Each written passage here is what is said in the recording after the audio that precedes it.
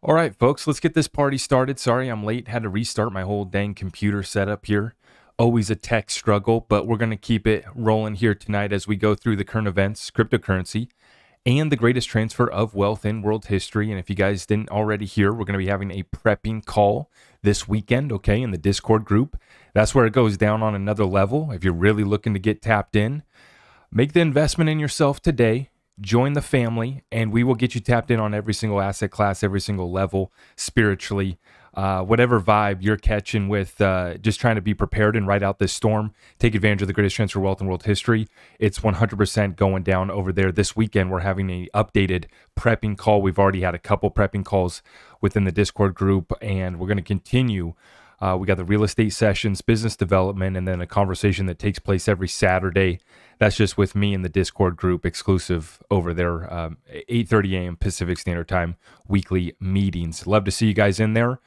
Group continues to grow, and lately, we've just had so many people reach out and want to discuss, basically operating outside of systems, operating outside of the program, the agenda that sometimes we don't agree with, sometimes we don't like, some things that make us feel uncomfortable. Basically, being able to live free during these times and being able to survive, right? It's a matter of survival for many people out there, and I have sympathy for everyone out there who's just getting started, who recently had an unfortunate event happen in your life, in your business.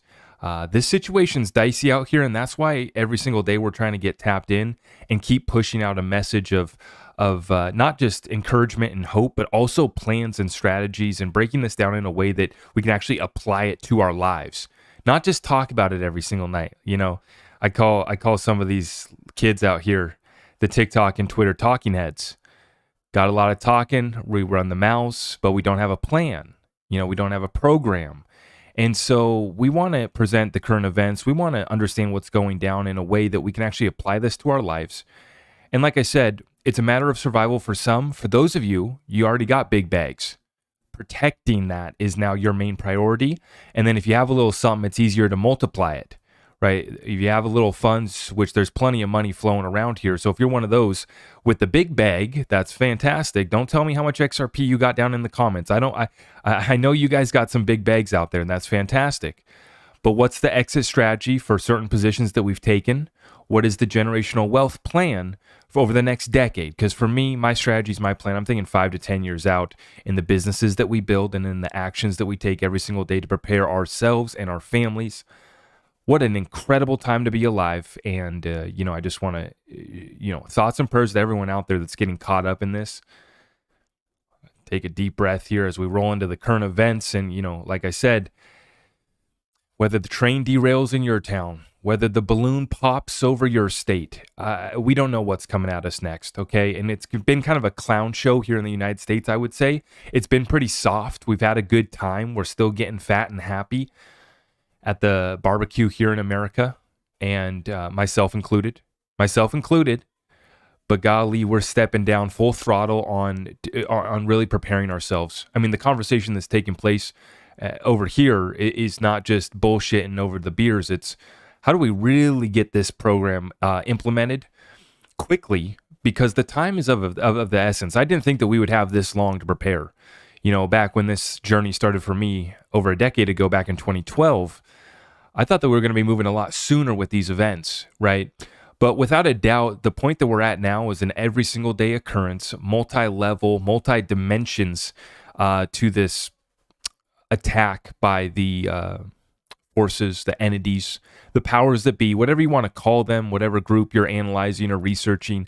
Understand that we can implement, similar strategies to what the elite have taken to build and preserve their wealth for generations, centuries.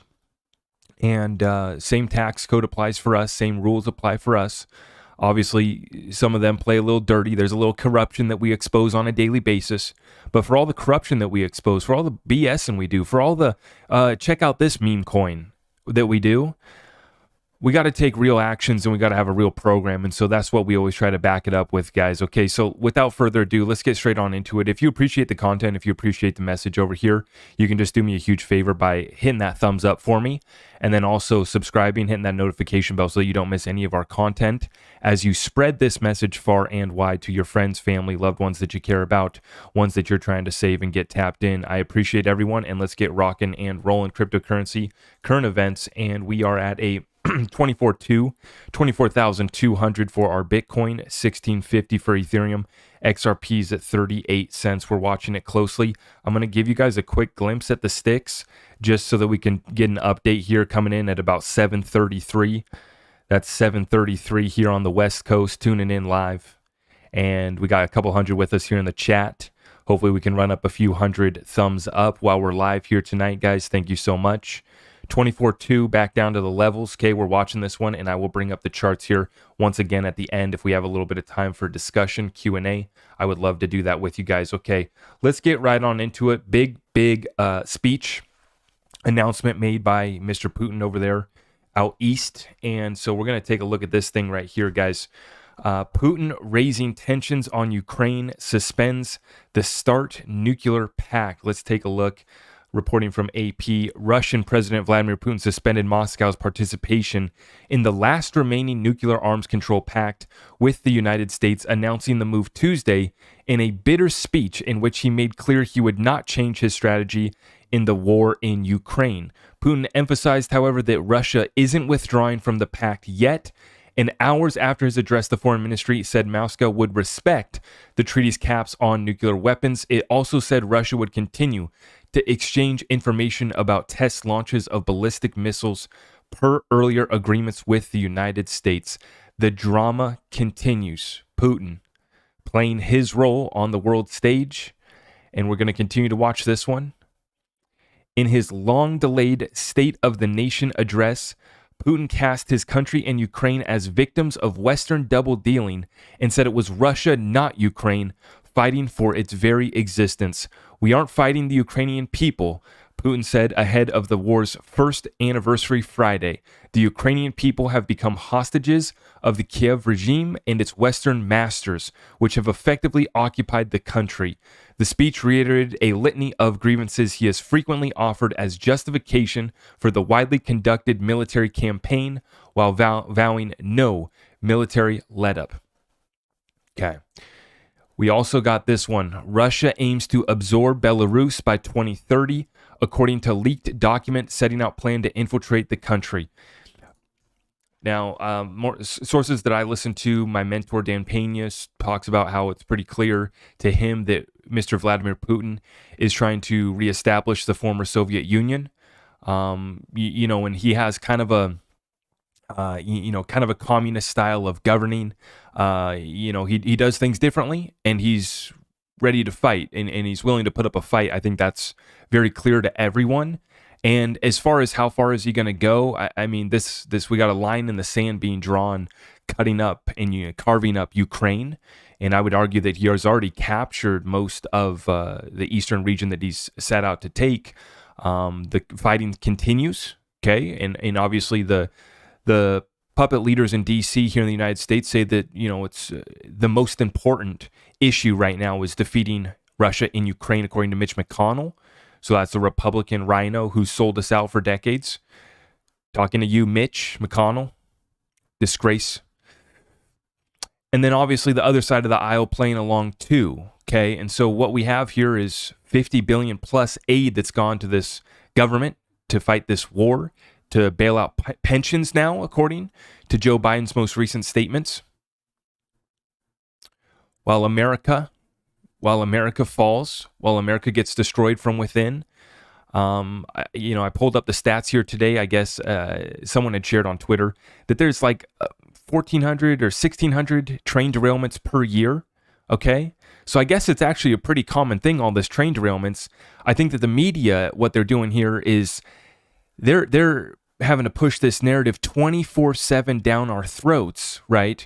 And they're eating it up as much as possible. Their ad revenue's dying, and they've been struggling as, platforms like ours are actually part of dethroning the mainstream media. We're doing our part over here to actually get people somewhat biased, I guess. I mean, where I stand on issues, but I try to present the way in an unbiased way as I go through the current events. And then I just show people how I'm investing and how I'm building my business and living my life, and basically my speculation on behalf of describing the conspiracy and the events that are unfolding in front of us, right? I read off the mainstream sources here, the AP, the Daily Mail, and I let you guys make up your mind, and we, try to read between the lines. And obviously, I think that, we've been pretty tapped in because we've been able to understand some of these developments, we're kind of expecting down the pipeline, and I'll end it on this because I do have to be tight-lipped on these subjects, obviously. My military sources say that Taiwan gets taken. We don't really put up a fight. And that's all I can work with right now. The military sources that I got, that's what they're saying. And so, and they've been saying that for a while. And I've heard that from multiple military sources, not just one friend in the military. No, I'm talking about people that are really over there, really doing it, really there, and understand the positioning, understand the posture. And so that's a moving situation, but that's kind of the word on the street over there that I heard, is that Taiwan gets taken. We don't really put up much of a fight. Eastern Ukraine obviously has been captured, and the fight's still ongoing there. Real situations developing, and obviously the events have picked up the last week or two in America with objects flying over the sky, derailments, fires, and I'm about to roll on into it after we finish the world stage events, but I had to open up a section here on the live streams just to cover the fires, the explosions, the events that have taken place in the United States just on a daily basis now. We're hearing of train derailments and this and that. I'm trying to figure out, is this really, crumbling infrastructure? Is this common? What's going on here? And to me, my gut sense is that something's up. This makes me feel uncomfortable. And at the very minimum, we need to make sure that we're prepared. Doesn't matter if it's, what the excuse is. When the grocery bill doubles and then doubles again, and then it's just no longer there in the store, and or systems go down. Folks, we can't get caught up in this. And so once again, at the end of this week, Saturday's weekly call, we're doing another prepping session. If you want to get tapped in with us, head on over to the link on down below, guys. Okay, let's continue though. Russia summons U.S. ambassador to Moscow over Washington's aggressive course and Nord Stream pipeline explosions. I can't even speak on it, but you guys know the deal, and a lot's being exposed. Now, let's continue. This is from Mario Nothwal. Breaking: Dutch intelligence claims Russia is preparing to attack oil and gas pipelines, submarine cables, and wind farms in the North Sea. So same deal, guys. Doesn't matter which side it is. If the systems goes down, if this has become fair game, public infrastructure, guys, this is a moving war that we're in. That's not up for debate. And events are happening here in the United States every day right now, and you guys are watching that closely with me. Here we go. This is, Mario says, if true, this is a serious Russian escalation, possibly a response to all the weapons being sent to Ukraine by NATO. Yeah, it's really still ramping up. And here we have this out of the United States. Once I said, just a clown show taking place here in the United States. Unsecured DoD server was spilling terabytes of internal U.S. military emails to the open internet for the past 2 weeks. I wonder how that happened. As the balloons fly over, as the objects fly over, the objects get shot down, I guess.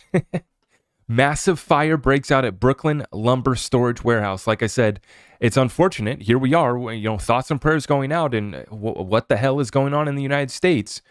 Massive fire breaks out at a Brooklyn lumber storage warehouse. At this time, firefighters are presenting a massive 2-alarm fire in a single-story lumber storage warehouse located in Williamsburg, New York, with multiple reports of dense smoke have been made. No one has been injured at this time.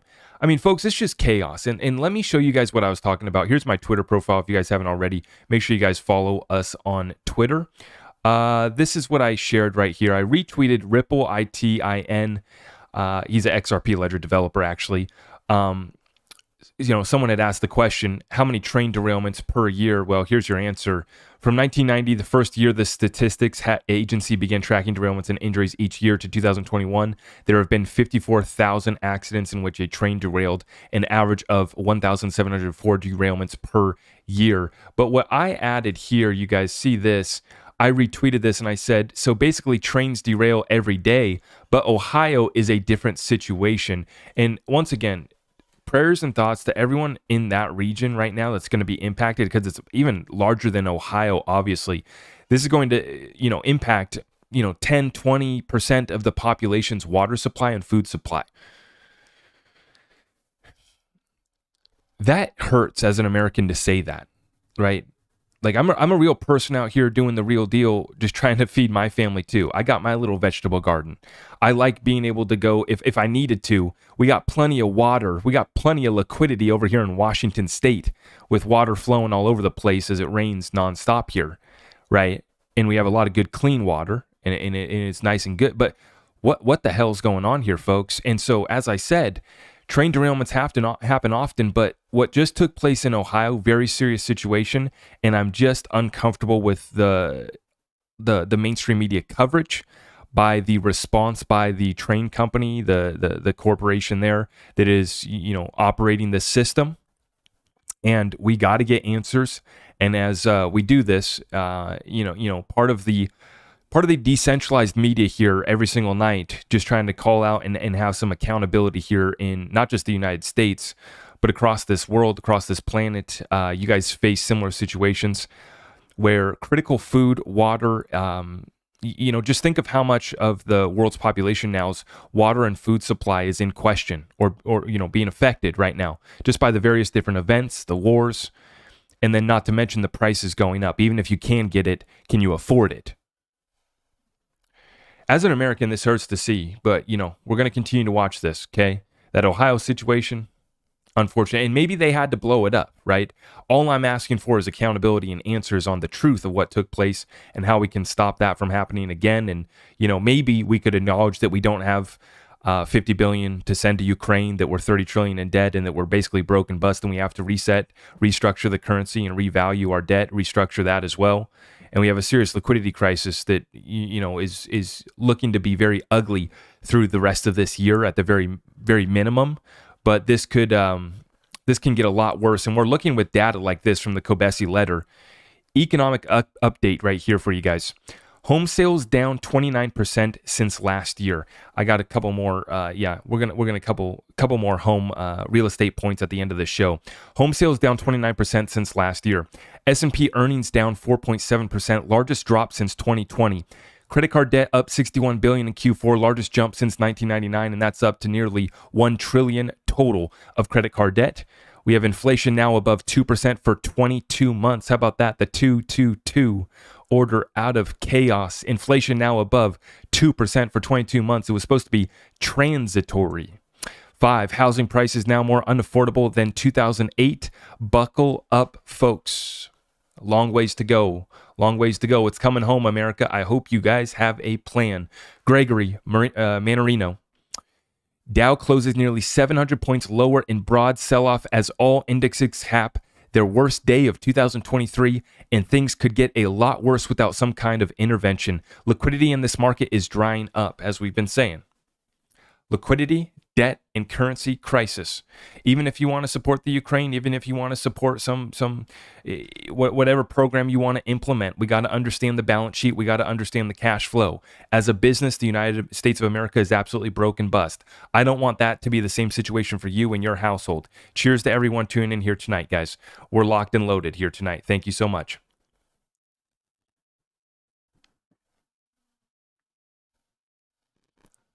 Huge shout out to Gregory Manarino. Absolutely. Let's keep it rolling. As we titled this episode here tonight, Debt Ceiling Standoff prompts backup plans, but they face hurdles too. One of the ideas at hand is minting a $1 trillion coin, $1 trillion coin, but is unlikely to materialize. This is being reported from the Wall Street Journal. Debt ceiling standoff prompts backup plans, but they face hurdles too. Potential alternatives for the U.S. to avoid default, from simply ignoring it to minting a $1 trillion coin, are met with skepticism. Huge shout out to Headline Hunter and Spiritual for sharing this one with us. Screenshot is a couple backup plan ideas for debt default strategy, Wall Street Journal. What kind of tactics, if any, will the U.S. put to work this time around? Federal Reserve purchase of defaulted treasuries. So, they've already been buying the treasuries. They just haven't admitted default. That's the situation right now, guys. They've already been buying the treasuries. They just haven't admitted default. Now, the $1 trillion coin. This is crazy. Under a proposal that was initially dismissed as a joke but later migrated to the halls of Congress, the Treasury could use an obscure commemorative coin law to mint a coin, say one worth $1 trillion, and deposit it at the Federal Reserve. The Treasury could then draw the money from the Fed to pay the nation's bills. So basically creating a fiat coin and saying it's worth $1 trillion, depositing it at the Federal Reserve, and being able to draw that money back to pay their bills. This is America, folks. But Miss Yellen has dismissed the idea as a gimmick. She has you think? Right? Obviously. She has previously said that minting a platinum coin would compromise the independence of the Fed by conflating monetary and fiscal policy. Ms. Yellen said the Federal Reserve may not even accept a $1 trillion coin if the Treasury tried to deposit one. It truly is not by any means to be taken as a given that the Fed would do it, and I think especially with something that's a gimmick. She told the Journal, the Fed is not required to accept it. There's no requirement on the part of the Fed. It's up to them what to do. Why do we even have the Federal Reserve is the question we all should be asking. When is the last time an audit has been done? Never. Why do we have the Federal Reserve playing the role that it does? Right? This is supposed to be our Treasury Department handling our monetary supply, and the only ones who have by law the right to issue tender, right? A Federal Reserve spokeswoman previously declined to comment on whether the central bank would accept the coin. So how about that? Now let's compare offers. You can accept the $1 trillion coin minted by the Treasury based off of, what is it, an obscure commemorative coin law to mint a coin. Take that from the Treasury. Or you can just buy back our XRP at $10,000 per coin or $589 per coin or whatever price valuation we can end up settling with the Federal Reserve, right? I'm joking. But guys, this is the situation. Default or devalue. And the longer they kick the can down the road means the further they're going to devalue the currency before the imminent default. This is irreversible. The path that we're down is irreversible. Okay? So we're talking about debt default strategies, and most people think it's ridiculous to even claim that the United States would be on the verge of default, even though we're once again up at a debt ceiling. And I understand that both sides of the aisle always come together to sell out, sign the deal, raise the debt limit, and put our country further in fiscal trouble, our balance sheet running negative. And now at this point in time, folks, 20% of our gross revenue, about 25% of our gross revenue could potentially have to go towards servicing the interest on our debt. Not paying the principal, right? Just paying the interest. 20% of our gross revenue, which is about 4.95 trillion is the estimates coming in, 1.2 to 1.5 trillion in interest debt servicing. That's the situation. That's the business model. That's the business plan for the United States. And people think that the dollar is just fine. No, I don't argue that the United States will maintain the reserve currency role. I just think that they're going to have a plan up their sleeve, and that plan's going to probably involve gold, and it may or may not involve working with Ripple and or using the XRP ledger. It may or may not. We'll get into some more speculation maybe later on tonight. But this is the serious conversations happening with our Treasury. And I just bring up the point once again, understanding the role of the Federal Reserve. Right? But once again, Janet, no telling yelling, calls it a gimmick. Gee, go figure. Thank you, Janet. Thank you. This has gotten completely out of control, and now they want to play politics, of course, once again. We're going to have to watch what they do, what dance they decide to do this round in D.C., right? We're not going to hold our breath, and we're not waiting for the government to bail us out. And maybe you guys saw my video here today. I gave you guys the 3-step program, how to be free from the CBDC. You make your own money, whether that's at your job, whether that's at your business, but you don't rely on any government handouts. Second move is you invest in precious metals. That's going to be silver. That's going to be gold, palladium, others. And actually, I added in other real food, essentials, commodities, resources, whatever you can accumulate or acquire. Absolutely. And then the third move is going to be investing in XRP, because that is where the CBDCs are going to be built on. We already see a couple pilots underway on the XRP ledger, working and talking with over 50 central banks. We probably will get a couple others, I would imagine, out of 50 conversations, maybe we can get 5-10% of those to get on board and build and make it interoperable with the XRP ledger. And that's going to be absolutely massive, right? The CBDC is being built on the XRP ledger. And as an American, I am going to be continuing to, resist the and prevent the CBDC for being a tool to abuse Americans' rights, obviously. And so we're going to have to put up that fight. But CBDCs are inevitable. The whole system's gone digital. Digital doesn't scare me. I'm not scared of the CBDC because I've already been able to acquire assets outside the system, and I never really have had to rely on the government. I've never taken a check from the government. And I want to make sure that is, going to be the plan going forward, because one, even if they can still give you something, what are you going to have to give up to take it? And what's it going to be worth? That's the question that I continue to ask is, how much further are they going to devalue this situation, this currency, before they acknowledge that we've defaulted? And then we have to reset, restructure. Then we have to do a deal with Ripple, not do a buyback, but just do a deal with Ripple, just accumulate 10 billion XRP. Make the US CBDC interoperable, build it on top of the XRP ledger, mine as well. It's a fantastic ledger to do it on. That's fine. But then we do need to back it by gold, I think would be a great way to maintain a sound money standard, right? We maintain that standard, give us sound money here in the United States. But that's my dreams and hopes and prayers. And we're going to continue to see, this currency war, this currency battle play out. And we're going to have to see how far they can kick this can down the road in devaluing the currency before they have to acknowledge the imminent default. That's the situation here in the United States. Now, we have this one. Okay, I got to read this one off for you guys. Huge shout out to my good friend Baggins. Baggins, he's a tech guy, always up in the Twitter spaces with us. Huge shout out to Baggins on Twitter.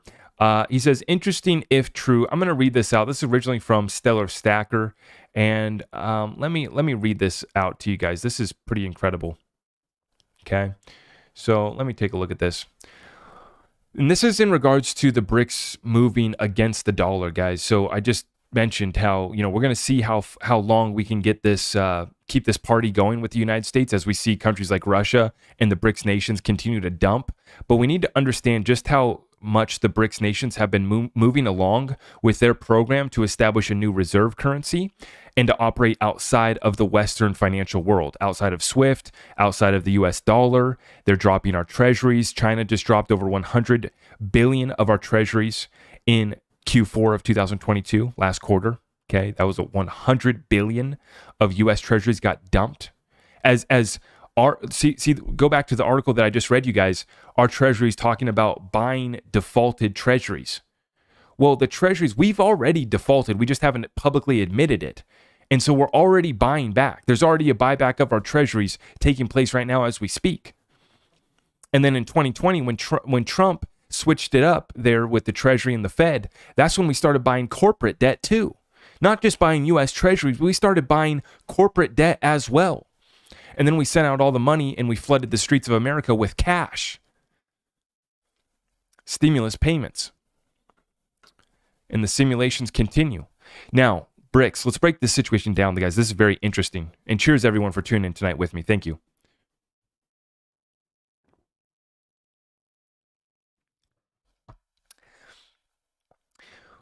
And this was put out on February 19th. When it comes to the reconstruction of the global financial system, the GCR, flying under the radar, which is the global currency reset, the GCR, global currency reset. When it comes to the reconstruction of the global financial system, flying under the radar is the further development of the BRICS. BRICS members are expanding their influence in the global financial system by offering an alternative global payment system. At present, the 5 original members, Brazil, Russia, India, China, and South Africa, control 30% of the world's total land surface and 41% of the world's population. They contribute 16% to world trade and about 24% of global GDP. The BRICS counterpart is the G7.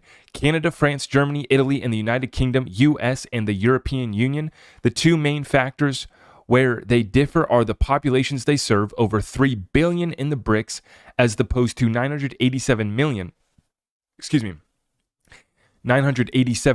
in the G7, and GDP, where the G7 is currently 33.93 trillion, and the BRICS are about 23.5 trillion. And remember, the BRICS are growing, right? They just haven't formally done the deals yet, but they're getting, signed behind the scenes. They're the handshakes. And they're doing handshake deals behind the scenes here with all of the BRICS plus nations that we always talk about whenever we talk about the BRICS, right? This is much more than just those original 5 at this point. While BRICS members are not well represented in the global financial system, their collective GDP could reach half the global GDP of by 2030. And, distributed ledger technology, cryptocurrencies, digital assets is only going to enable that further. As we bring them online and then we start to use distributed ledger technology, they're going to have all of the access that they need to all of the tools, right? It's just a matter of some of these other countries are rolling forward with some CBDCs that are interesting, and we'll just be nice by saying that. With the potential inclusion of new countries, this could happen much quicker than expected, as we're talking about right here. An expanded BRICS could account for more than half the world's population, including countries with younger populations and rapid population growth. They would also hold, our population's in decline in the West, in the G7 nations. They would also hold 60% of known global gas reserves, 45% of known global oil reserves, and significant quantities of natural resources like water and rare earth minerals. Add in Saudi Arabia. Recently, we see deals done, right? Saudi Arabia, with Xi Jinping and with Putin getting it done. Absolutely. Outside of the US dollar. I mean, that number goes up quite a bit, right? This is conservative in these numbers. Recently, because right here, they would also hold 60% of known global gas reserves and 45% of known global oil reserves. You add Saudi Arabia to that. I mean, you add some of the Middle East countries that are tired of the U.S., and they have good reason to be. And I'm tired of the U.S. dollar as well. I'm tired of my government as well. Absolutely. I understand your frustration. I'm ditching the dollar too as fast as I can. I just have to pay my taxes with it, and I have to use it to pay my team and pay my bills. Recently, starting in 2018, the BRICS are engaging in developing a potentially new reserve currency called the R5 or R5 Plus, based on the first letters of the currency of the original BRIC countries: Real, Ruble, Rupee, Renminbi, and Rand. Their BRICS reserve currency is a potential rival to the US dollar in the IMF's special drawing rights currency. SDR's special drawing rights is the currency used by the IMF for loans to member countries. Along with the new reserve concept, the BRICS have already developed a counterpart to the IMF called the New Development Bank, or NDB. They have their own basically global, supranational development bank established between these nations now. And they're giving out loans that are not denominated in US dollars. Multiple countries have ratified their participation in the NDB, Egypt, as of February 2023. Interesting to know that Egypt is a Ripple partner. We got big banks in Egypt working with Ripple, absolutely. The implications of the BRICS activities will have transformational consequences to the global financial system. A larger BRICS group would have greater control over key trade routes, exports, and supply chains, and with an alternative payment system, move to compete with the US dollar and current flawed Western financial banking systems. The Bank of Indonesia, a GCR basket currency, has called on the exporters to stop payments in US dollars. China, Japan, Thailand, and Malaysia have already agreed to use the BRICS two-way payment mechanism and de-dollarizing, with Singapore and the Philippines planning to join the system. What did we just hear from Ripple? That they just put, 4 or 5 more executive boots on the ground, business development guys back on the ground there in Singapore? Interesting. Philippines, massive corridors fired up there in the Philippines. Absolutely. Tranglo. And Malaysia, absolutely, have already agreed to use the BRICS two-way payment mechanism and de-dollarizing, with Singapore and the Philippines planning to join the system, with the European Union also looking to de-dollarize. The BRICS format could also be a strong alternative. So even though the European Union's aligned with us militarily, they're all facing austerity measures. I mean, we're seeing protests in France right now because Macron's trying to raise the retirement age for the pensions, and, the people are in the streets. Even the European Union, we're aligned militarily, but they're done with our dollar.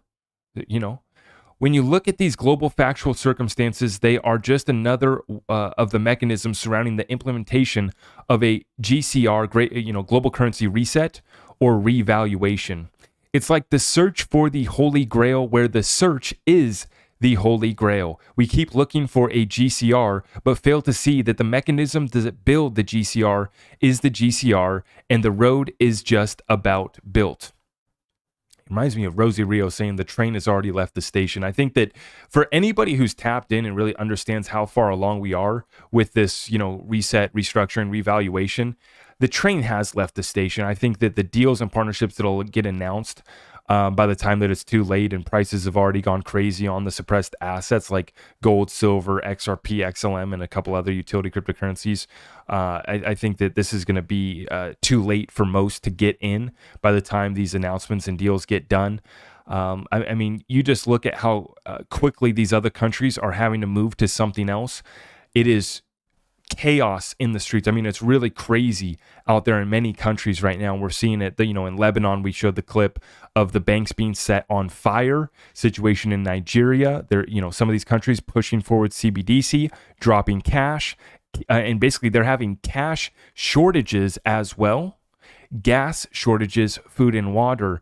And this is when you get the people upset, and this is when things get very sticky out there. And so, once again, in the United States, people have just been riding this out thinking that it's all fine and dandy. We're finally starting to see the cracks widening as this system breaks here in the United States as well. And then you're starting to see the infrastructure and the derailments and the balloons and the crazy stuff start to pop off here in the United States to begin the 2023 year. I think we have a massive, massive reset year already underway. 2022 was a start, and basically from 2020, we really ramped up some simulations and some activities and events, and I'm just being nice with my words right now. I'm actually in trouble on TikTok right now, guys. For those of you who don't know, we are streaming exclusively to YouTube because we got in trouble on TikTok for saying that we couldn't afford to, give Ukraine $50 billion. We couldn't afford to, we're already in plenty of debt, and we're in a situation here in the United States that we can't afford to do that. TikTok didn't like that, and so they killed me. And so I'm just being careful with my words here tonight. And appreciate everyone on YouTube here with me. Now, this guy, we've been sharing I shared this guy, TED Talks Macro, in my last live stream. This guy put together some interesting information in regards to the liquidity injection that took place in China. But he says Bitcoin is becoming increasingly correlated with Chinese stocks, which are entering a bull market. And so I just find it interesting that we get the Chinese stocks entering a bull market. We get cryptocurrency Bitcoin entering a bull trap rally, in my opinion, right? And we're seeing this correlation right here, and we saw a record liquidity injection into the reverse repo program, which is basically the People's Bank of China just giving more liquidity in the overnight repo market. These are short-term loans to the banks so that they can basically cover their ass is what's taking place, guys. They need more liquidity. And so now that China's basically flipped the switch and turned the economy back on, and they dropped the COVID zero policies, they're ramping back up production and they're ramping back up their economy, and they're injecting liquidity. And we're seeing the Chinese stocks go, we see Bitcoin go, and we see a massive amount of liquidity got entered in through various crypto exchanges, crypto actors. I'm not going to name the names in the exchanges. You guys already know who I'm talking about, but and there's a whole list, right? But we're just watching this manipulation in real time, right? Started with People's Bank of China, right? Injecting in, and then we see Chinese stocks go up. We see Binance USD get printed. We see USDC get printed. We see Justin Tron bailing out Binance. Binance getting exposed for a $400 million funnel back into Binance US for their own trading.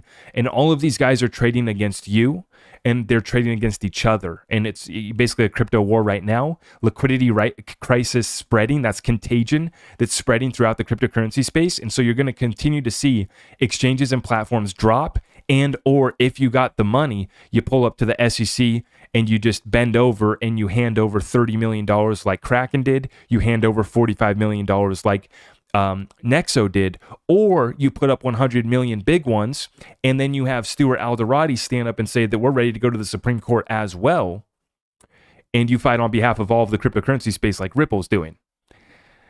Where I'm from, that's called having a pair. Not to be too blunt, I apologize, but while the rest of the space just tucks their tail between their legs, runs away, cuts the check to good guy Gary Gensler, carries on about their business, we see Ripple putting up a fight, and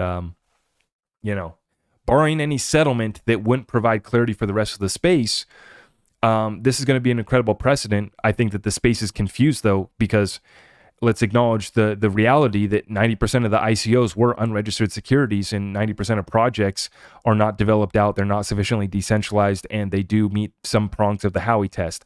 Not that I want to see the crypto crackdown, not that I want to see the three-letter agency, the SEC, expand. I'd actually like to see them be restricted and brought back under control, and their corruption kind of exposed, along with the rest of what's been taking place in DC. We got a lot to reset in DC, right? And so that's what we're talking about here as an American that does get frustrated and does run his mouth too much sometimes, and I get myself in trouble. That's why TikTok isn't with us tonight. And so I just get so damn pissed off, though. But guys, I always try to keep it real with you guys as we break down the situation. When we begin a utility bull run, I will get excited because I hold utility projects. When we're in a bull trap rally like this one, I'm calling their bluff. I'm calling this BS, but they can still pump this further. And I can get wrecked on my Bitcoin short that I'm in right now. I'll show you guys that at the end of this, at the end of this episode. I'll show you the charts here once again. But I can get wrecked if they continue this manipulation, 100%. And I'm just being dead honest with you guys, over the last 2 days, after I came across this data in regards to the Chinese injection of liquidity, I went, oh shit. Because they can send this. Now, we've gone back down here today. We're at 24,200. So the market's back down today, and we're teetering. We're very close. But I'm kind of just calling this bluff. And even if they do send it back up to like 30K, I mean, guys, we did this already during the bear market last year. We pumped all the way back up from 33,000 up to 48,000. We thought that we were about to bust through 50K and continue back into a bull run. They liquidated us out another 60%. And the space gets set up once again. And so if this was real, if we got regulatory clarity, and I felt like this was real, I would tell you guys and I would be excited. But I'm trying to warn everybody, this is manipulation. This is liquidity injection coming from China, coming from other central banks. And that's why the Chinese stocks are pumping. That's why Bitcoin's pumping. And the SEC is going after, the cryptocurrency space, but these guys are operating in jurisdictions outside of the United States. They're operating and able to do money laundering operations outside of the United States jurisdiction. Welcome to crypto in 2023. The manipulation continues. And until that gets cleaned out, we're going to see these pump and dumps, these massive liquidity moves that just wreck so many people. Imagine how bullish everyone will turn if we break. See, this is the talk on the street. The bulls want 28K. The bulls want 28K. They know that we're not going to go straight up to 30 probably, but they want 28K. Can you imagine how bullish everyone is going to turn if we go up to 28K for Bitcoin, 30K for Bitcoin, 45 cents, 50 cents for XRP, other altcoin, well, maybe XRP.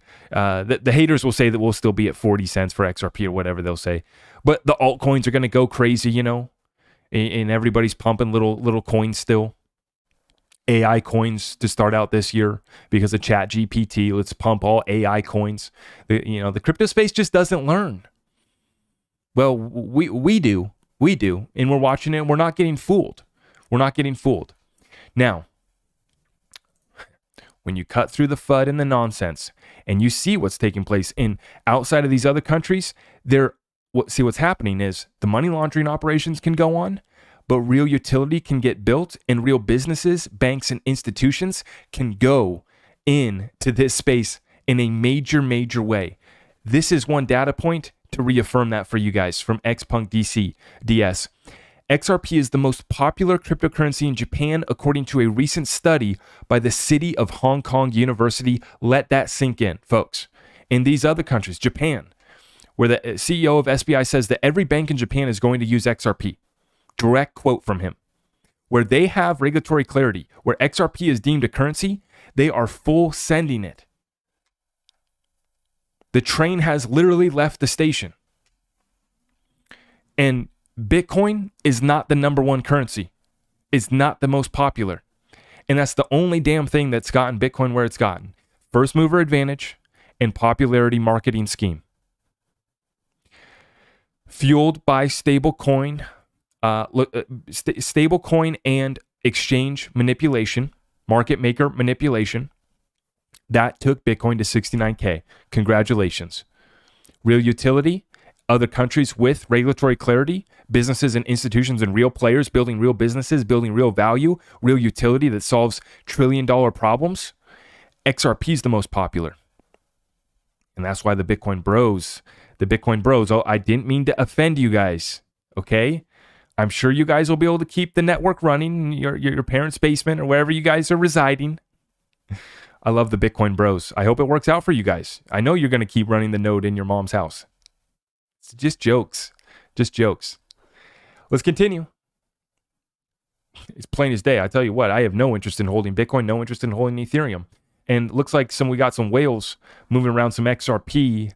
Michael Branch on Twitter. XRP whale activity saw an uptick over the weekend as deep-pocketed addresses shuffled 645 million tokens within 3 hours. Big-time amounts of XRP moving behind the scenes, folks. 645 million, well over 500 million XRP moving. Wow. Now, I want to play this clip here from Link 2, right? And this is my good friend Ray Fuentes from Link 2.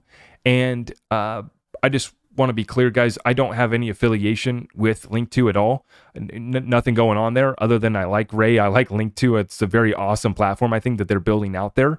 And Ray has hopped up in my last 2 Twitter spaces. And, appreciate Ray for popping in there, really do. And I'm watching and I'm working on becoming an accredited investor so that I can invest in private placement deals like Link 2 is offering right now. I think that it's absolutely massive. And I wish that they would democratize that further, that the SEC would not raise the limit to 10 million to become an accredited investor, but that we would actually start to loosen up those restrictions and let Americans invest freely. I don't need the government to protect me. I don't need you, good guy Gary Gensler. Thank you very much. I don't need you to protect me. I know you're actually not here to protect me. You're here to protect Goldman Sachs and the rest of the good old boys. Okay? But I want to play this clip here from Link 2 because they just had Jack McDonald, who is the CEO of Polysign, and basically Digital Perspectives here, Brad Kimes, got to ask the CEO, Jack McDonald, is it wrong for the layman to think that Polysign's operations could be considered the next iteration of the DTCC, the Depository Trust and Clearing Corporation? Listen to what Jack had to say. So I'm going to play this one for you guys. This is Ray Fuentes from Link 2. Brad Kimes asked the question, and this is the CEO of Polysign, Jack McDonald. Check it out here, folks. quadrillions of dollars passing through the linked to portfolio companies network. Thank you guys so much for having me. Jack, just a pleasure to sit and listen to you talk about Polysign. I mean, very excited. Congratulations for being ready for the SEC and the major move towards qualified custodians. Come on in.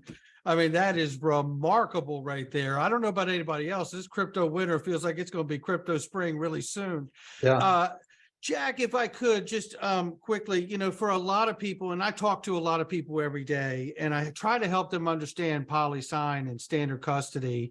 And, I have to ask you, to the layman, is it wrong to really see like what Polysign and standard custody are doing as like the next iteration of the DTCC? I just read an article, a good article by Matt Levine, who writes for Bloomberg. He used to be a regulator that talks specifically about this. There's definitely a component to DTCC. I think in some ways, Atomic Net would be a part of a future DTCC, and I would love to be able to snap my finger. The difference between us and DTCC is that DTCC is a common, essentially clearinghouse for all different brokers and custodians to come in, and they're the one centralized, trusted, recognized, settlement house in the U.S. We're not, we're one of I don't want to say many, we're one of several. So, slightly different on that, but there's a component of it. And what we want to do on the settlement layer would provide definitely a DTCC-like utility to a much bigger outside, not just US global and not just equities, but all asset class. So that is part of the vision, to be that.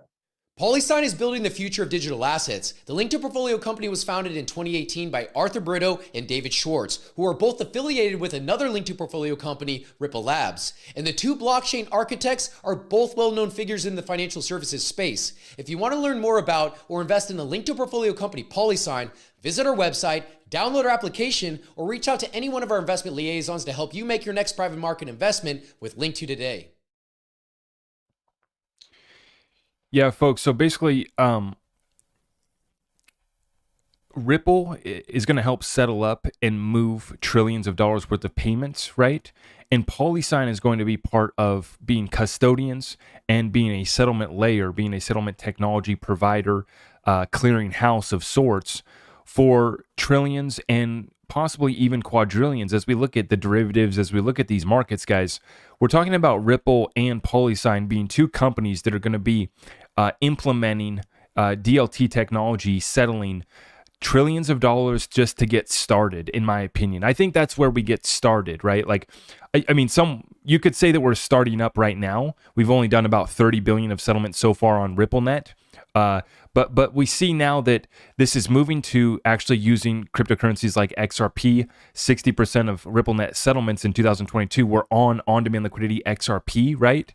And so that's Ripple getting people in, getting banks and financial institutions in, starting to settle up and use RippleNet, and then they give them the secret sauce with XRP, right?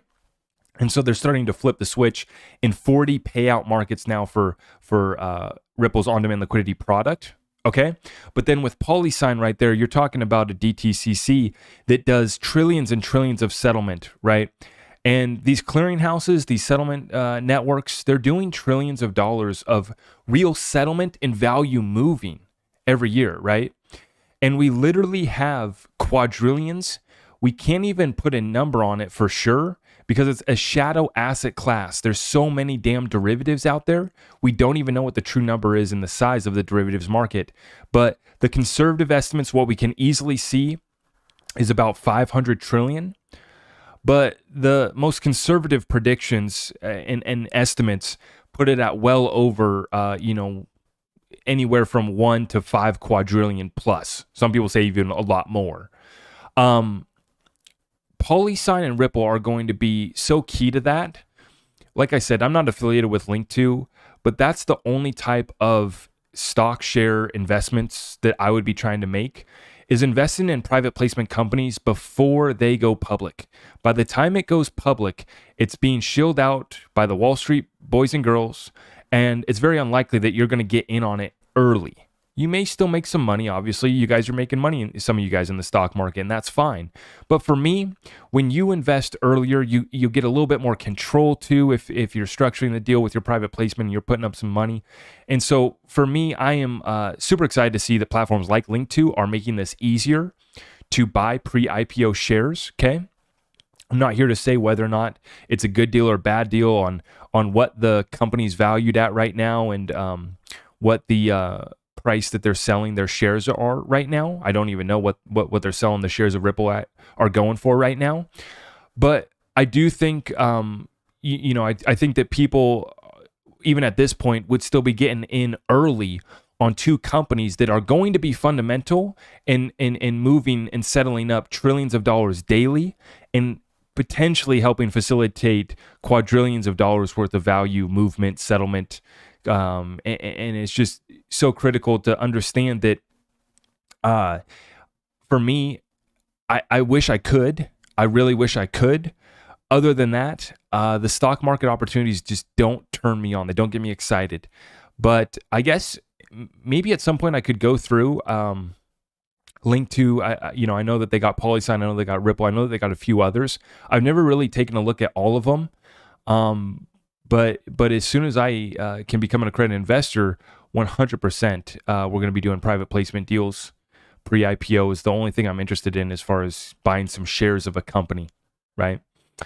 And that's how I feel like where we're at with crypto digital assets right now too. Is when you get the currencies and the fundamental infrastructure that's going to be the the railways, the pipelines that settle this type of liquidity.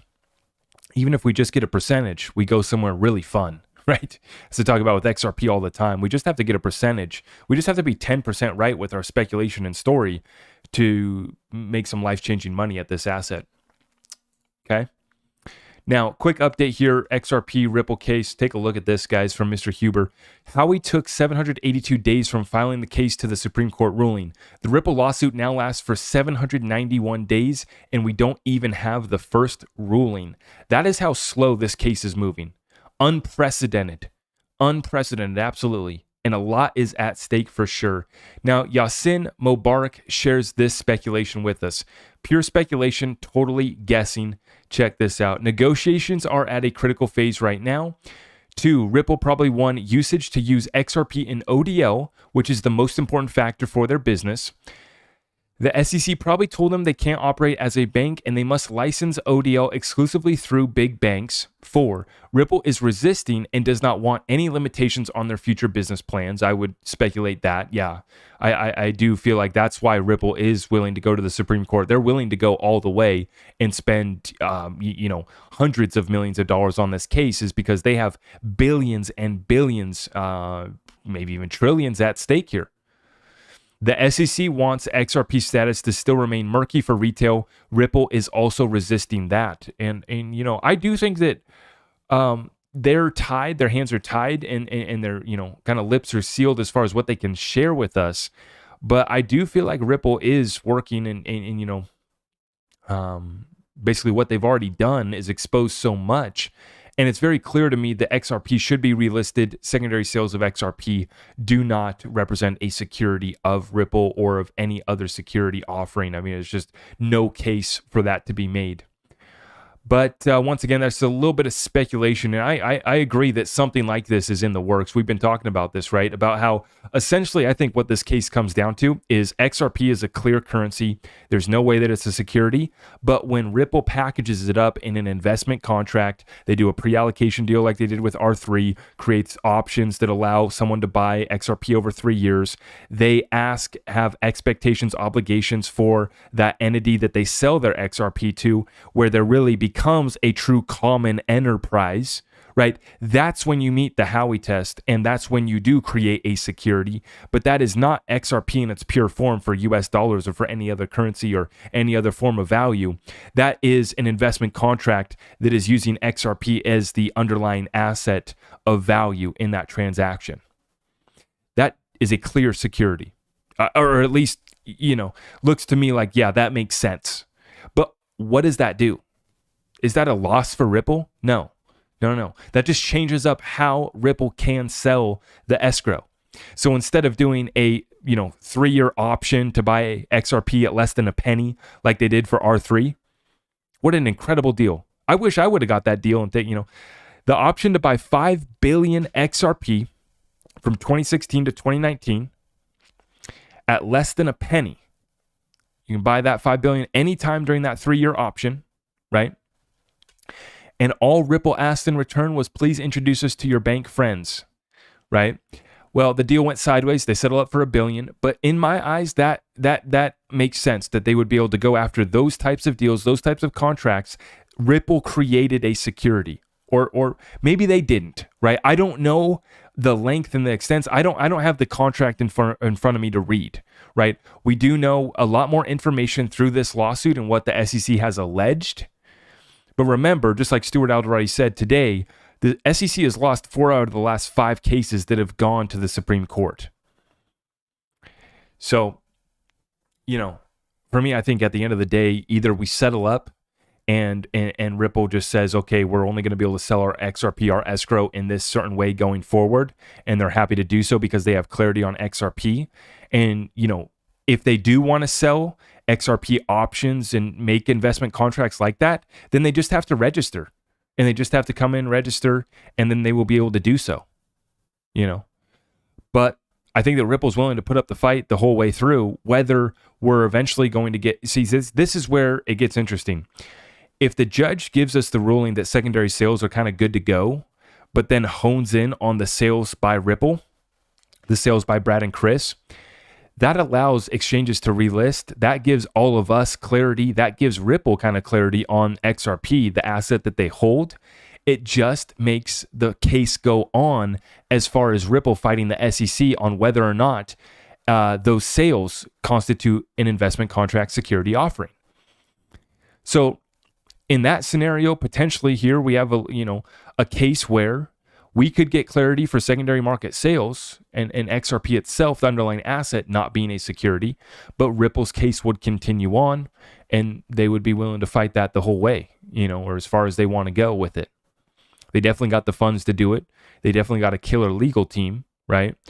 But at the end of the day, what's been exposed so far from the SEC, when I read both sides of this case, both claims, both sets of facts and evidence, it's very clear to me that there's just no way that XRP itself in its pure form is a security. There's just no way, right? Obviously, the SEC is still arguing that, as John Dean points out, but I think that they're going to fail, and there's a potential. I'm not trying to get my hopes up, but when the judge gives us that ruling sometime over the next couple months, hopefully, she would say that, okay, secondary market sales do not constitute a security of XRP. There's no case to be made there yet, but we can proceed. It looks like Ripple has, lost, and I do believe that we need to look further into some of those sales of XRP done by Ripple, so some of those sales done by Brad or Chris. But once again, I'm not trying to get my hopes up, but that judge ruling is supposed to be coming sometime in the next couple months. And I do expect price to move before any announcements. The insiders will get the word, the tip, and they will start to move this thing, in my opinion. And I think it's going to move violently. Now, continuing on. A little back and forth from David Schwartz here. A little back and forth here. This is a guy here saying, this is Huber saying, what do we got here? Sorry, I absolutely completely disagree. They are a for-profit company. If they can get a unique advantage, they will take it any day. They will not go to SCOTUS for Elbow Joe. Nope. This guy says they have a fiduciary responsibility towards their own company, not a responsibility over all crypto. And David chimes in. He says, the thing is, we can't succeed if the industry doesn't succeed. A world where, say, Twitter is the only successful internet company is unimaginable. I expect we will always prefer wins for everyone in the space if we can. And then he goes on to say this too.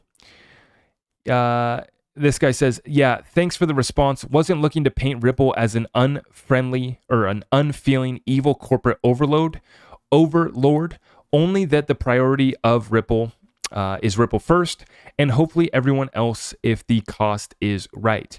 David says, yeah, I think that's fair to say.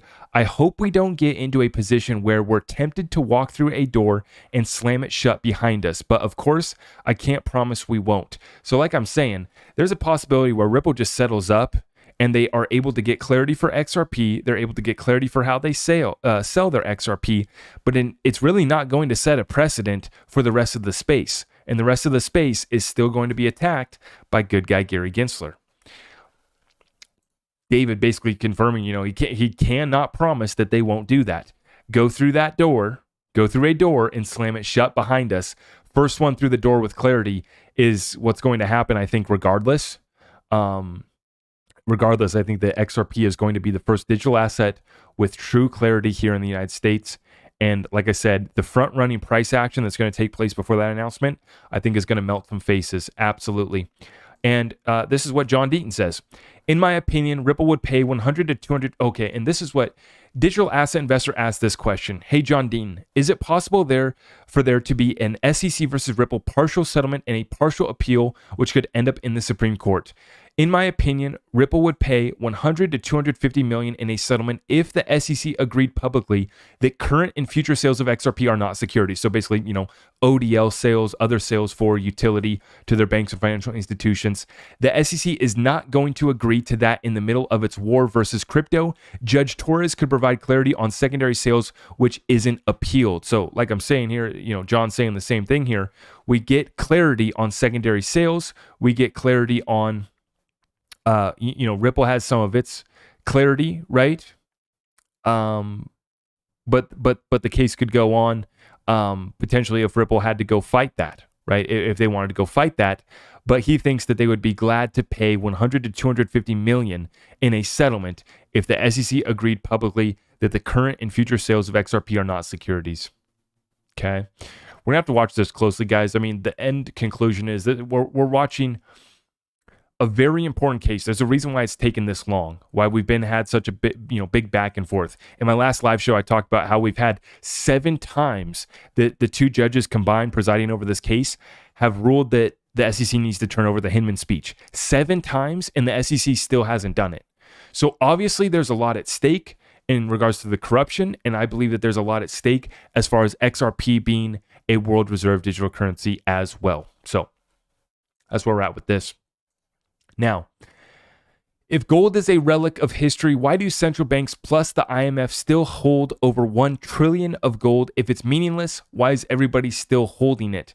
Now, I'm going to play this clip for you guys. This is Alan Greenspan. You guys know Alan. He used to be the former head of the Federal Reserve there, Alan Greenspan. Let me play this clip for you guys here, talking about why central banks hold gold.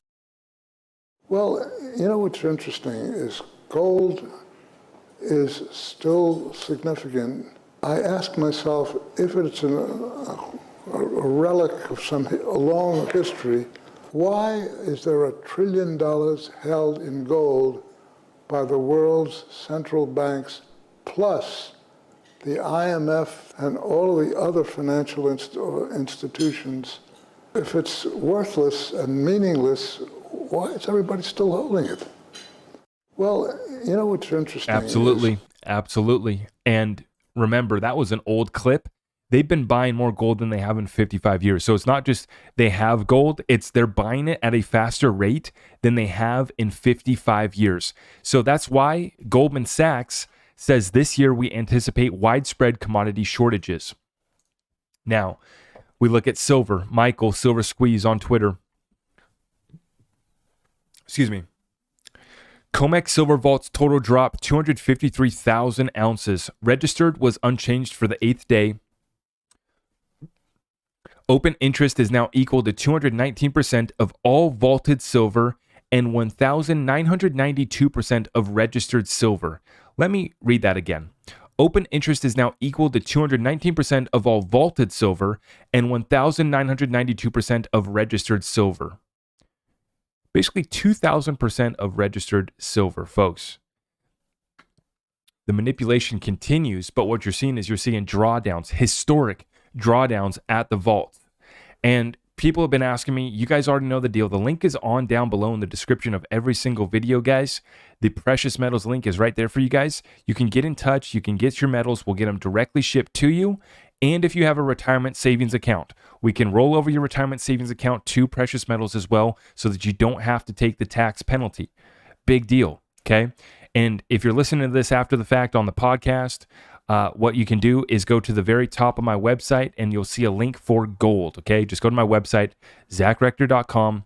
Very easy to find it. Just hit that gold link. Get in touch with the folks over there, and they will get you your metals, okay? So many people have been asking me. The setup is clear as day to me, but then I also have been talking about this recently over the past couple weeks as we get ready to do another prepping session at the end of this week here on Saturday, February 25th. We're going to do another prepping call. And earlier in our prepping calls that we had last year, we talked about how to use metals for offline assets. When the systems go down, when the storm hits town, you can still transact. And that's why, I always hold up my 10-ounce bar so you guys can see that. But that's why we have 1-ouncers as well. So we got the 1-ouncers, we got the 10-ouncers. And we've made other essential prepping as well. And we're going to break it down even further at the end of this week. You can get tapped in at my website, sign up for the Patreon, get access to the Discord group, okay? But you guys are seeing the setup just with me. Record drawdown at the vaults, record amount of buying by central banks that we haven't seen in 55 years since the last time they reset and restructured the currency, took us off the gold standard and established the petrodollar, right? And the smart money is front running this thing. Okay, it's just so clear to see.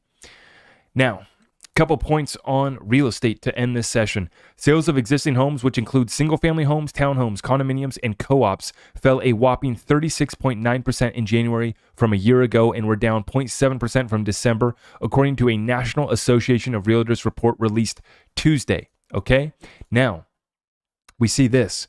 NAR research on Twitter. The median existing home price for all housing types in January was $359,000, an increase of 1.3% from January 2022, which was $354,000, as prices climbed in 3 out of the 4 U.S. regions while falling in the West.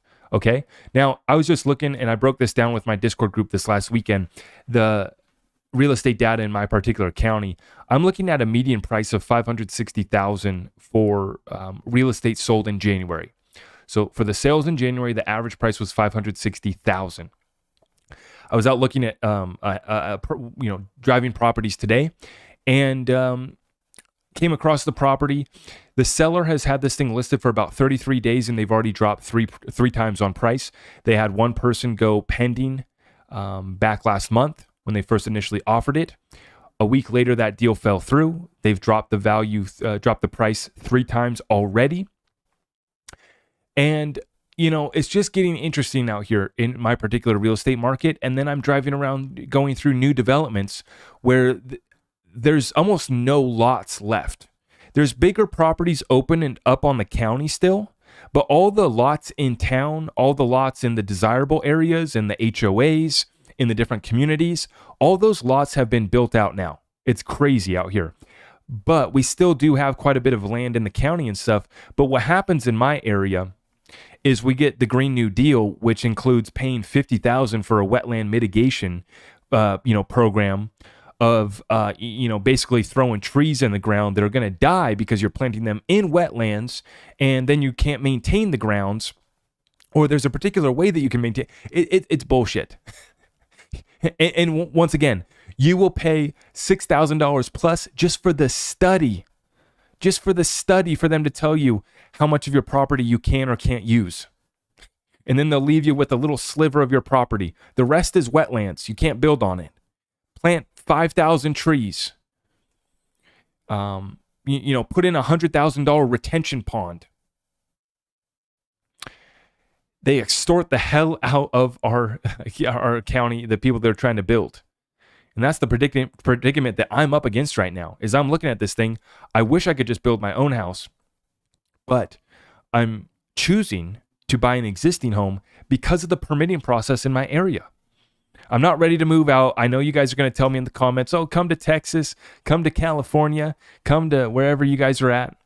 You guys out there in the Midwest where you got new luxury homes being put out for $250,000. Like, how is this reality right now, man? I mean, you got different conditions for sure, obviously, right? But holy smokes, I mean, all of our stuff in our new developments is like 600,000 basically 530 for the most cookie cutter basic piece of crap house, all the way up to 600,000 plus for the new homes that are built decent, right? And so yeah, 600 to 700,000 for just a 2,000 square foot 3-bedroom 2-bath family home, right? So right now I'm looking at 560,000 was the median price in my county last month. So I'm kind of looking, if I get something within that area, I feel like even if real estate prices go down a little bit further, I'm not too worried about that. I'm going to get plenty of utility out of whatever house I buy, obviously running my own businesses from there and operations, and just a place for my family to live and have expenses kind of locked in. I'm not in a rush, right? Because renting right now is fine. I'm not in a rush to, tell everybody, oh, I bought my first house as I, drown myself in debt. I don't want to do that, but if I can get a place locked in, we can make a deal work. For me, I'm, looking at the house that I drove by today, they've been listed for 33 days and they've already dropped the price 3 times, and they've dropped the price 50,000. Now that's quite a bit in my area, right? 50,000. And then in other areas, I'm seeing reports of price drops on, all the way up to 100,000, right? And as I said, I'm driving through in all these new developments throughout my county as well. I'm just thinking, okay, 2 + 2 = 4. We're already seeing the prices decline, and you guys are about to stuff another 500 homes in my little small town. You guys are about to stuff another, see, construction is at an all-time high. It's just in some areas, they're not booming in construction like they are in Texas. Like Texas is leading the way. I think there's over 100,000 active construction builds right now in Texas. Massive amount of building there.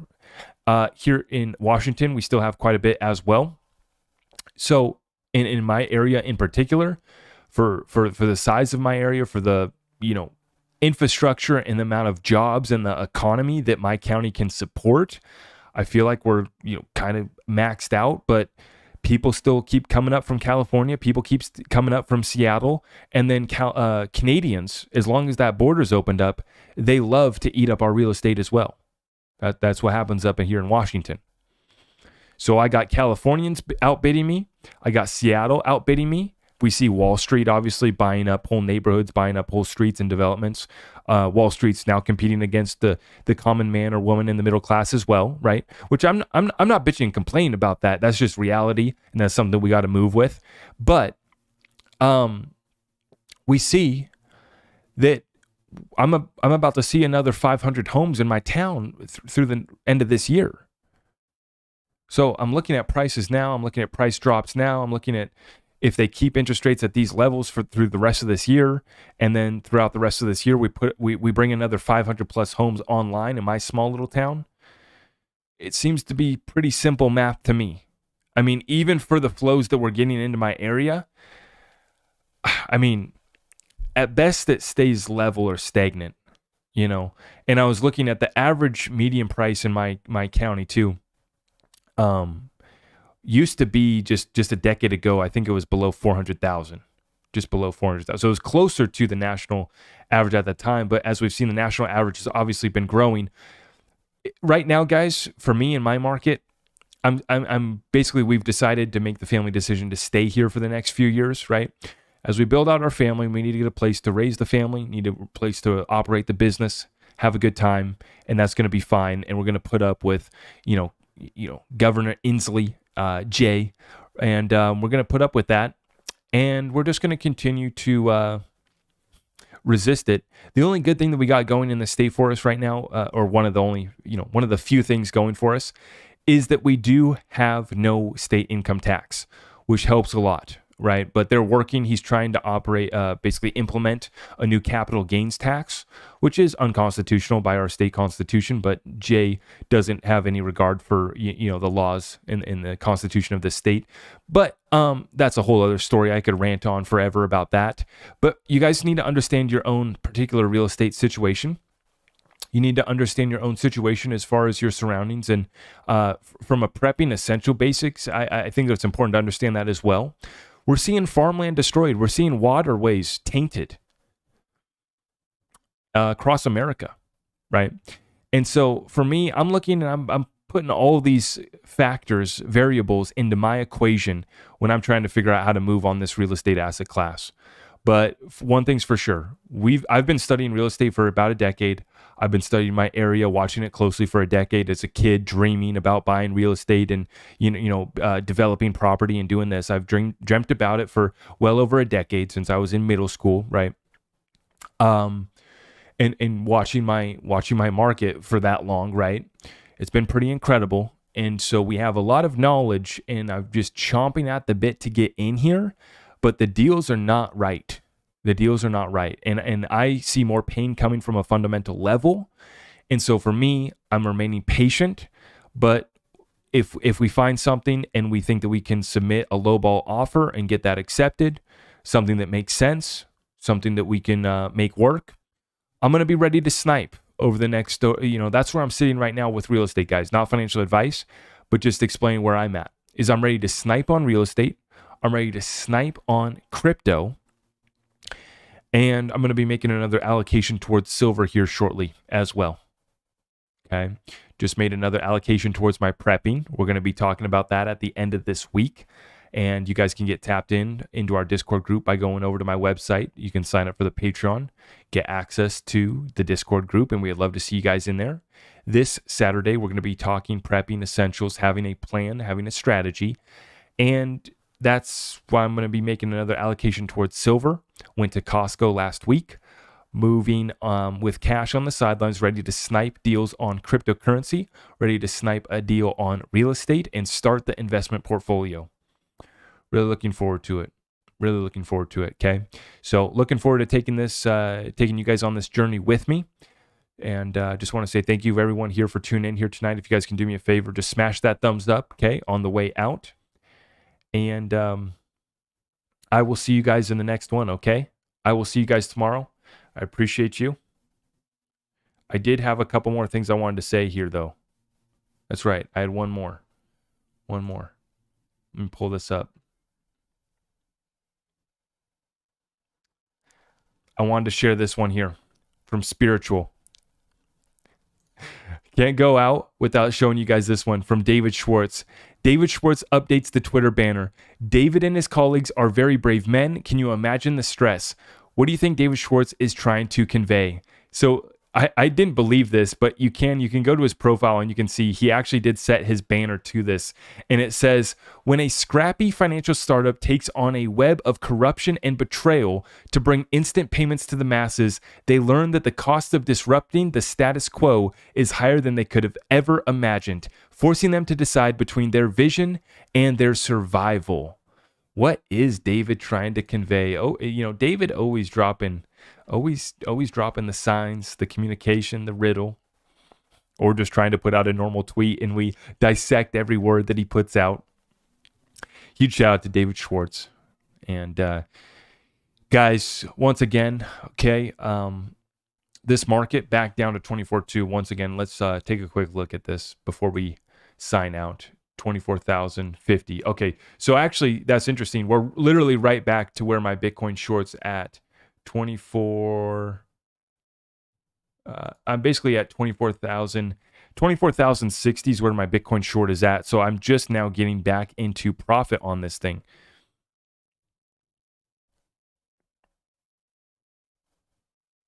Yep. 24,064 is the entry price on my Bitcoin short. I'm back down into profit. Okay, so let's watch this thing here closely. This is the 15-minute chart. You see that we're back down here today. Right there. Now I got that on my Bitcoin short. And you can see, yeah, yesterday I did go into profit yesterday. I didn't take profit back here, but this is where we've been at for the last 2 days. This is the 15-minute chart here. Right there for you. Okay, that yellow line, that horizontal line is my short right now on Bitcoin. Back into profit as we speak right here tonight with you guys. Okay, I was back into profit back here a couple days ago. Didn't take profit.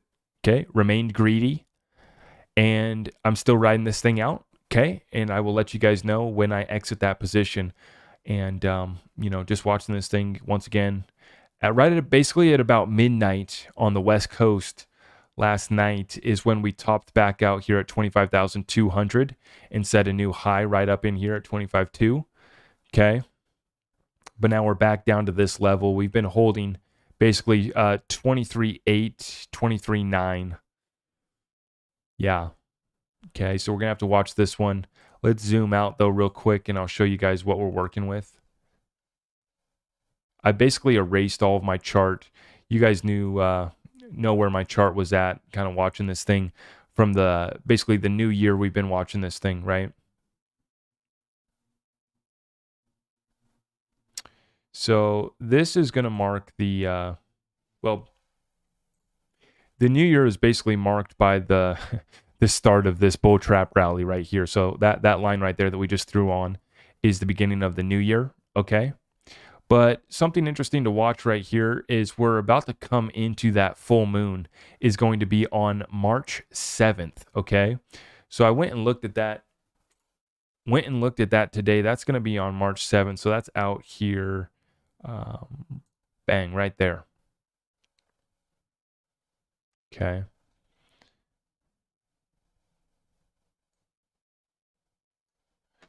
And we're going to turn on the moon phase calendar right there. So you can see we just hit that new moon, right? So back on up here, 25,000. Tap 25,000 three times. Yeah. I don't know what the TA guys call this, triple top. Triple top. For me, it looks like it's getting ready to fall back down. But we'll see. Like I said, if the manipulation continues, we can see crypto go on up to 28K. We'll zoom out even further. Let's have a little fun. See, and this is what I was talking about. This is what I was talking about back here.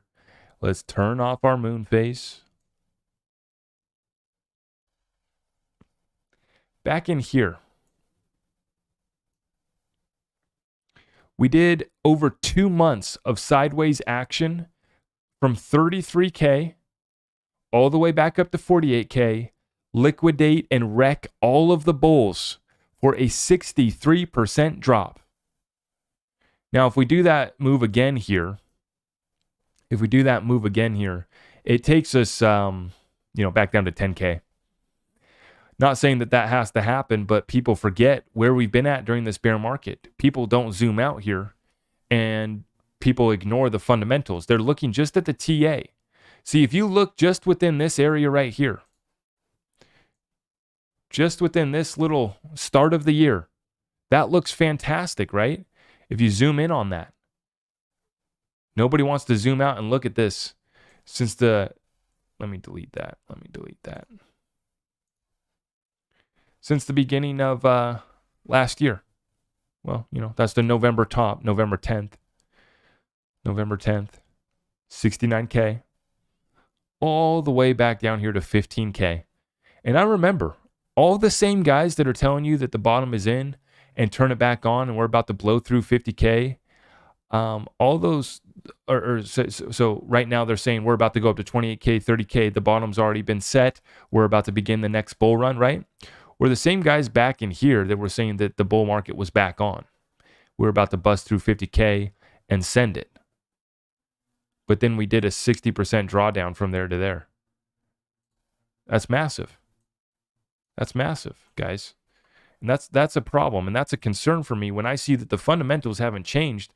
The crypto liquidity crisis continues to spread. And I take a measurement from here. Let's just, we'll take it from 25K. Well, you see where 60% takes us, 9,000, right? If we do even anything close to that, even just a 50% drop would take us to 12.5. But these guys are getting excited, and even if we do, guys, go up to 28K, it's right there. It's right there, guys.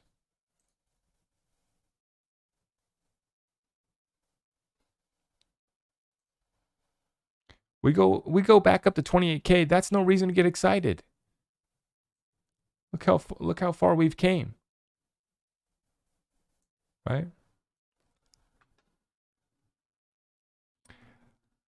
When I see a record amount of liquidity injection, the highest amount of reverse repo injection ever done by the People's Bank of China, just this last week, right? I see liquidity ramp back up in China. China's stocks go up. The Bitcoin, the Bitcoin machine gets fired back up, and it all starts back at Tether. It all starts back with Justin Sun at Tron. It starts with CZ Binance and the Paxos Treasury, Binance USD, printing hundreds of millions of BUSD the whole way up. And then what did we show you guys? On this day right here, January 20th, 148 million gets printed at USDC Treasury. That takes us back up to 23K. We set a new high. And then most recently, we've seen more manipulation over the last week. And that brings us back up to a triple tap on the 25K region over the last week. Little triple top on the 25K, really suckering in a lot of people. This is all money printing from China to CZ to the other exchanges and actors. Massive amount of manipulation. Back up to 25K, sucker everybody back in, even though the fundamentals remain the same. The SEC is launching Operation Choke Point, right? They're coming for everyone. Gary Gensler's about to go on a killing spree, you know? And so for me, it's just very simple. I'm going to ride out my Bitcoin short. We'll see what happens. Maybe I'll get wrecked. Maybe we'll be right once again, and that we will go back down. And once again, it's not that I need to see another bottom set. I just need to see the Ripple case end. I need to see Congress pass regulations. I need to see Elizabeth, I got a plan for that, Warren, what she plans on implementing with stablecoins. I'm going to have to wait till September to see Elizabeth question softball tosses to Gary Gensler. That's going to be his first appearance, I guess, in Congress this year, is going to be in September. And I don't know, maybe that's just the Senate. Maybe the House can get him to come sooner, but that's all that's on the schedule for right now. And so I'm not holding my breath, and that's why I just say from a fundamental level, I'm not really excited here based off this bull trap rally, and the manipulation is clear as day, right? But I can be wrong as far as them being able to pump it up further. I mean, sure, more liquidity, more injection, more stablecoin printing, more, turning back up the money printing machine in the crypto space, which takes place, at the actors that I just mentioned. And they send it up to 20K. They send it up to 30K. That's fine. I'll probably just double down on my Bitcoin short, to be honest. If it's based off the same pumpamentals, which is BS stablecoin pump, then okay. One thing though that we could see is these other countries that do have regulatory clarity, the faster that they can move over to the new system, the faster that they are going to be able to implement these technologies, and they could single-handedly move some of these cryptocurrencies. As I mentioned earlier in this episode, Japan finds XRP more popular, more interesting than Bitcoin. So, and once again, XRP set up to be one of the first cryptos through the door with crypto clarity, with crypto clarity, right? And I have my bets already been made with XRP, so I can sleep soundly at night. But as far as accumulating the rest of crypto, I'm remaining patient. And that's not meant to be financial advice. I'm just telling you how I see it, how I'm playing it. I'm happy to be wrong, because if they send us up back into a bull run, if I'm wrong and basically the other countries front run crypto, they send it, and then basically the Fed pivots or whatever happens, regulations get passed by Congress, Ripple settles up, and we begin the bull run, I'm positioned, and I'm ready to ride that wave. The train has left the station. I'm already on board. When we kick it into overdrive, when we send it into this new quantum financial system, I have my investments have been made, right? And I'm going to be pleasantly surprised with that, okay? But I just like to keep it real with you guys from a fundamental perspective. Where's this market going? Honest and open when I'm trading, when I'm shorting, when I'm moving, when I'm accumulating, and how I'm positioned for each one of these asset classes. So get in touch with us on over at the website, okay, guys? And I appreciate everyone for tuning in tonight. Another fantastic session with you. And I will see you guys tomorrow in the next one, okay? God bless you all. Thank you so much.